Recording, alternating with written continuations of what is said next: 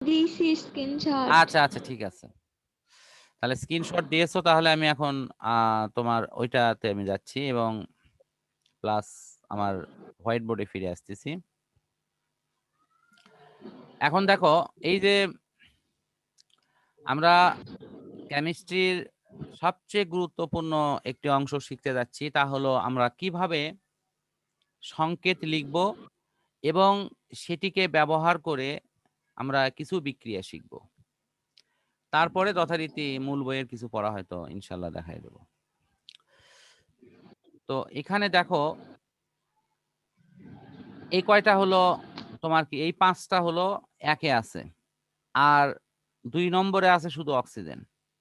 এই 6 জনকে আমরা অন্য কোনো ঘরে খুঁজে পাবো না, শুধু এদেরকে এই ঘরেই দেখা যাবে।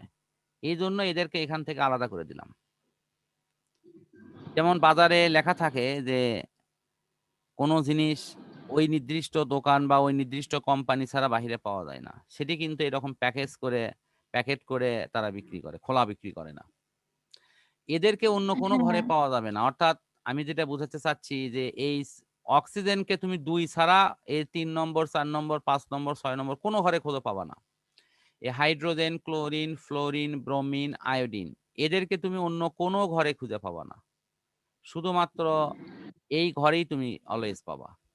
তাহলে এখন আমরা দেখি যে 2 নম্বর ঘরে আর কারা কি শুধু পাবো এদের, হ্যাঁ দুজনই একই শুধু পাবো হ্যাঁ এদের, হ্যাঁ হ্যাঁ একে হাইড্রোজেন। শুধু এই 5 জনকে পাওয়া যাবে, আর 2-এ পাওয়া যাবে শুধু একজনকে।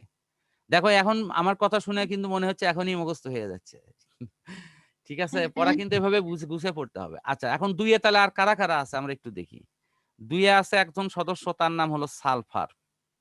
সে কিন্তু খালি 2 নম্বর ঘরে নাই, সে 3টে ঘরে বসে। 2, তারপরে 4, এরপরে হলো 6। এই 3টা ঘরে কিন্তু সালফার বসে। তাহলে দেখো সালফারের যোজনী কিন্তু অলরেডি মুখস্থ হয়ে গেছে তোমার, 2, 4, 6। হ্যাঁ আচ্ছা, কার্বন, দেখো কার্বন কত বসে, 2 আর 4-এ বসে। তাহলে একটু জোড়াগুলো আমরা পেয়ে গেলাম। আবারও বলতেছি, সালফার 2, 4, 6।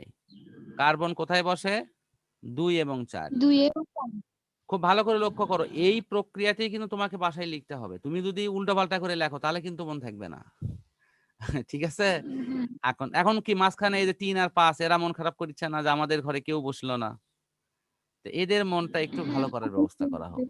এদের নাইট্রোজেনকে আমন্ত্রণ জানানো হলো যে এরা এসে 3-এ বসলো আর 5-এ বসলো। আর একটা সদস্য আসলো, সেটি হলো ফসফরাস, 3-এ বসলো আর হলো 5-এ বসলো। তো এদেরকে আমরা একটু আলাদা করে দেখাই যে এরা যেহেতু কি বেজোড় গ্রুপ না, দেখো তো এটা। হ্যাঁ অর্থাৎ এদেরকে সব সময় আমরা কোথায় পাবো, বেজোড়, অর্থাৎ 3 এবং 5-এ পাবো, ঠিক কি না? আর হ্যাঁ এই যে জোড়াতে পাবো হলো কি সালফার কার্বনকে, যদিও সালফার কিন্তু 2, 4, 6। কি মোটামুটি দেখো তো এখন তুমি যদি এই কৌশলে লেখো, আবার হয়তো লিখলে, আমি এমনি দেখাই। যেমন এখানে লিখলে হাইড্রোজেন, তারপরে ক্লোরিন, তারপরে ফ্লোরিন, তারপরে ব্রোমিন, ঠিক আছে, তারপরে তোমার হলো আয়োডিন, আর এখানে আবার অক্সিজেন। ব্যাস, এরা আলাদা থাকলো। তুমি এদেরকে হয়তো এরকম আলাদা করে দিলে যে আমি এদেরকে একটু আলাদা ঘরের মধ্যে আটকে দিই, এদেরকে একটা ঘরের মধ্যে আটকে দিই, এরা এই ঘরের মধ্যে আবদ্ধ থাক, প্যাকেট হয়ে থাক এরা। আর বাহিরে বিভিন্ন খোলা জায়গায় আমরা কাদেরকে পাবো, পাবো হলো আমরা এই সালফারকে, হ্যাঁ সালফারকে পাবো 2-এ পাবো, 4-এ পাবো, 6-এ পাবো, নাকি? কার্বনকে 2-এ পাবো, 4-এ পাবো, নাইট্রোজেনকে 3-এ পাবো, 5-এ পাবো। 5-এ পাবো। আচ্ছা, তারপরে ফসফরাসকে 3-এ পাবো, 5-এ পাবো। 5-এ। আচ্ছা, এখন দেখো স্টুডেন্ট ভুল করে কোথায়।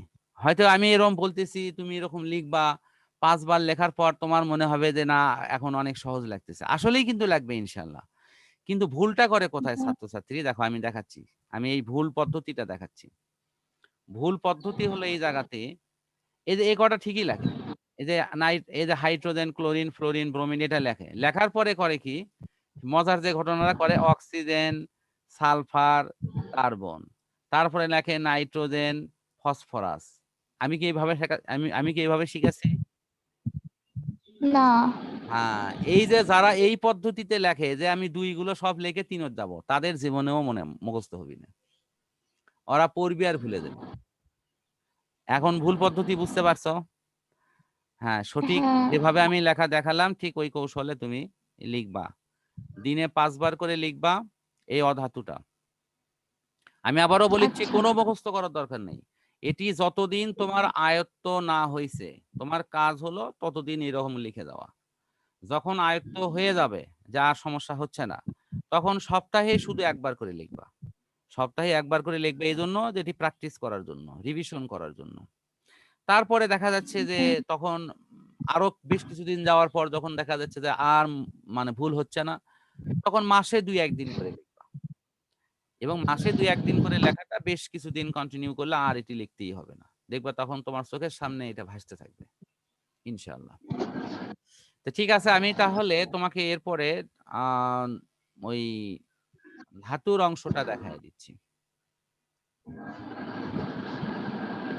ধাতুর চার্ট।